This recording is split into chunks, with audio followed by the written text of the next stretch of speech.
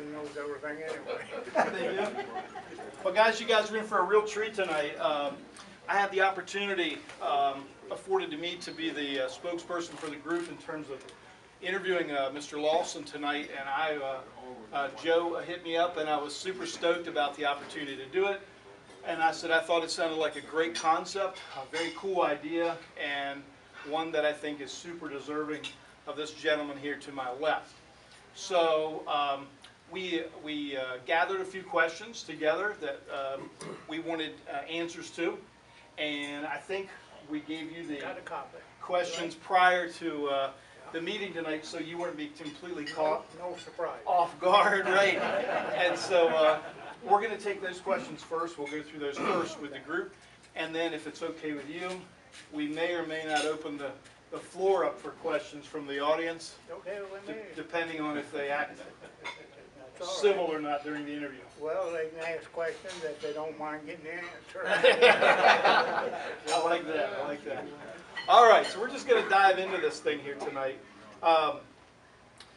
If you could, can you tell us a little bit about what it was like when you were a boy and you grew up in Crisfield, and then when did you become aware of decoys and decoy makers, and how did you end up meeting the Ward brothers? So a little bit about your childhood. Well, Crisfield was a lot different place in those days. As a child, my mother and father were divorced when I was very young. He left when I was about 9 months old, and my brother was 3. So we grew up, but we lived next door to my grandmother and grandfather, so I grew up basically as my grandfather and his father was like my father. So, and he was a carpenter, a boat carpenter. So I learned early on to use tools, and as a boy, everybody had pocket knives, so you were always whittling on something. Then my mother remarried. I was about 9 years old, so and she worked. Before that, my brother had found an old decoy, and it was new to me, so it was just something about a decoy that fascinated me, so I started making a little miniature kind of thing. And my mother worked with Lem Ward's wife, Miss Thelma, and my mother worked in a sewing factory, which was quite a few around Crisfield at the time, and they were good friends. And so naturally, as a mother, she took one of these little ducks one day to work and showed Miss Thelma. So Miss Thelma said, "Will you tell that boy go down to see Lem?" So they lived maybe about a mile from us. Had walked, cut through the woods, and matter of fact, my great-grandmother's sister lived across the street from Lem.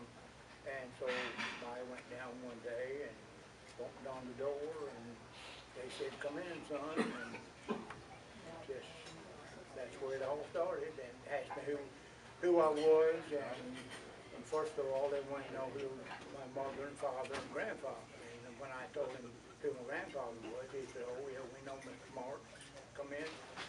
And which was very unusual. It was a kid and these two old men trying to make a living, and I was asking all kinds of questions, and they always answered, and they became more or less like a family. And I'd go down every day after school, and just the rest is history.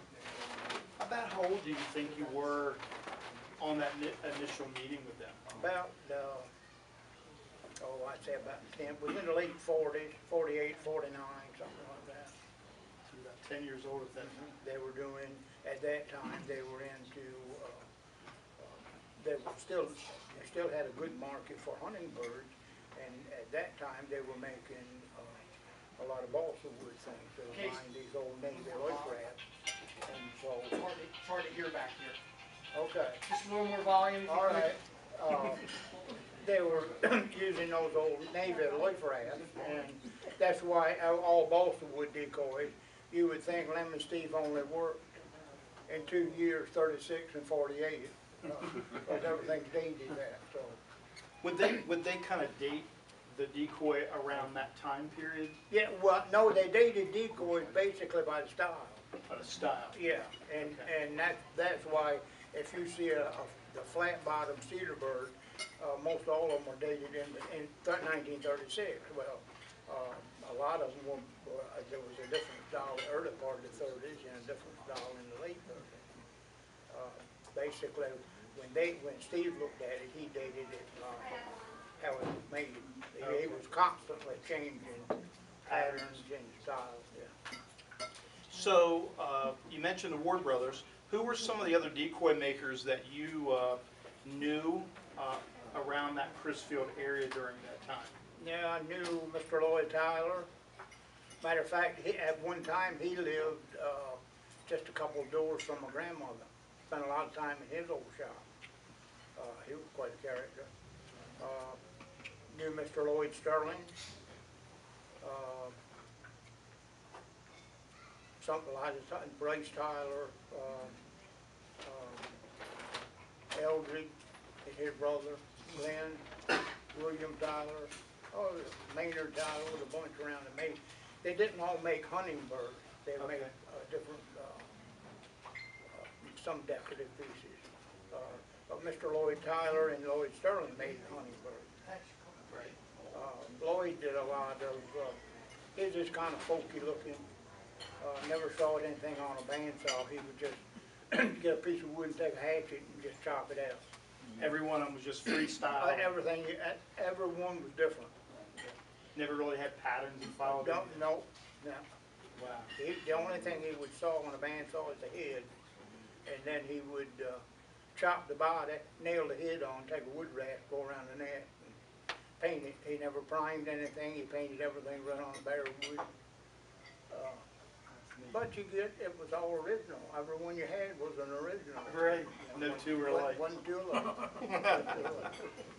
He was a pretty sharp old guy, though. Was he? He made a lot of money repainting decoys. Really? And he mixed gasoline with paint. And he said he told me he did it because it would make the paint flat.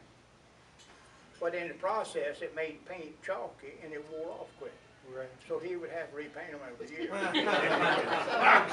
think he figured out he could make more money. Right. You got the returning customers coming back. That's right. I love it. No warranty. Now, did you at all ever work or help any of the other makers in that area? I helped Lloyd Tyler some. Like I said, he lived maybe for about 5 years, a couple doors down from my grandmother. And matter of fact, I went to school with his youngest daughter, Shelva. She was my age. And I used to go help him some. And I had made a few little birds in his shop. He was just a character. I mean, Lloyd was really talented if he wanted to be. But he said for a hunting decoy, he didn't have to take a lot of time. He sold them cheap, so he didn't take a lot of time. But he could do good work if he wanted to. If he wanted to. So, we want to know a little bit about you as a duck hunter. Were you an avid duck hunter? I was addicted to it. I started, never hunted ducks. I was carving birds before I started hunting. Okay. So I didn't start hunting birds until maybe in the mid-50s. And then, of course, you made your own hunting birds. So I started hunting probably in the mid-50s. And I was addicted to it early on. If I'd had the equipment you've got nowadays, I'd probably never come home. Really? You mean the gear and stuff that you have to be able to be out in the field? Well, anything. You could, ducks and geese and deer. But the thing was, in the mid-50s, I knew a lady named Miss Elizabeth Hall. And she had a friend named Catherine Cummings, who later founded what became the Duck House in Rumbley, Maryland. Oh, okay. So Miss Hall came to me one time, and I was making all these little miniatures. And she said, I want you to stop what you're doing and just make these miniatures. And I said, well, Elizabeth,